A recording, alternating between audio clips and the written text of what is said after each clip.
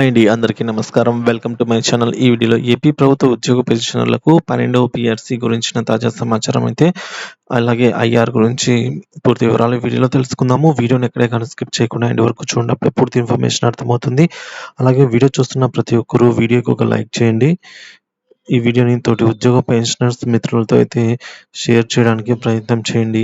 కొత్తగా మన ఛానల్ చూస్తున్నవారు దయచేసి మన ఛానల్‌ని సబ్స్క్రైబ్ చేసుకోండి. దీని ద్వారా నేను చేసే లేటెస్ట్ వీడియోస్ మీ వరకు రీచ్ అవుతాయి. ఇక ఆలస్యం చేయకుండా వీడియోలోకైతే వెళ్ళిపోదాము.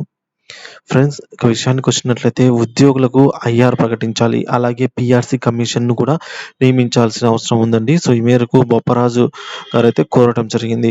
సార్వత్రిక ఎన్నికల్లో ఇచ్చినటువంటి హామీ మేరకు ప్రభుత్వ ఉద్యోగులందరికీ ఐఆర్‌ను ప్రకటించాలని ఏపీ జేఏసీ అమరావతి రాష్ట్ర చైర్మన్ బొప్పరాజు వెంకటేశ్వర్లు అయితే డిమాండ్ చేశారు. గత ప్రభుత్వం నియమించిన 12వ పీఆర్సీ కమిషన్ రాజీనామా చేసినందున వెంటనే కమిషన్‌ను పీఆర్సీ కోసం నియమించి నిర్ణీత కాల వ్యవధిలోనే నివేదిక తెప్పించుకొని వీలైనంత త్వరగా ఈ కొత్త వేతన స్కేళ్లను అమలు చేయాలనైతే కోరారు. సో, ఇక్కడ మనకు కొత్త వేతన స్కేల్ అంటే 12వ పీఆర్సీ గనక అమలైనట్లయితే మనకు దగ్గరగా ఉద్యోగుల బేసిక్ పే అనేది ఒక 50-60% అయితే పెరుగుదల ఉంటుంది. సో, ఆదివారం ఏలూరులో AP JAC Amaravati, AP revenue service association రాష్ట్ర కార్యవర్గ సమావేశాలు అయితే జరిగాయి. గత వైసీపీ ప్రభుత్వంలో మాదిరిగా కాకుండా ప్రస్తుత ప్రభుత్వం, కూటమి ప్రభుత్వం రాష్ట్ర సచివాలయంలో పనిచేస్తున్నటువంటి ఉద్యోగులకు అడగకుండానే వారికి 5 రోజుల పని దినాలు, వసతి తదితర 8 అంశాల్లో సానుకూల నిర్ణయాలు ప్రకటించడంపై అయితే ఈ మేరకు హర్షం వ్యక్తం చేశారు.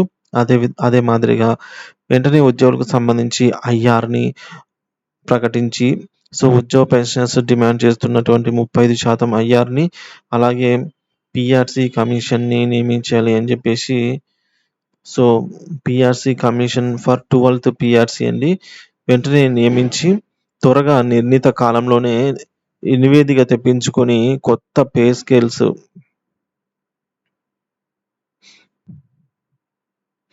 కొత్త పే స్కేల్స్‌నైతే ఉద్యోగులకి, పెన్షనర్స్‌కి వర్తింపచేయాలని చెప్పేసి ఈ మేరకు కోరటం జరిగిందండి. సో, ఉద్యోగ పెన్షనర్స్ అడుగుతున్న ఐఆర్ అయితే 35%. సో, ప్రభుత్వ నిర్ణయం ఏంటనేది అయితే మనకు తెలియాల్సి ఉంది. ఇది ఫ్రెండ్స్, పీఆర్సీ గురించినటువంటి తాజా సమాచారము.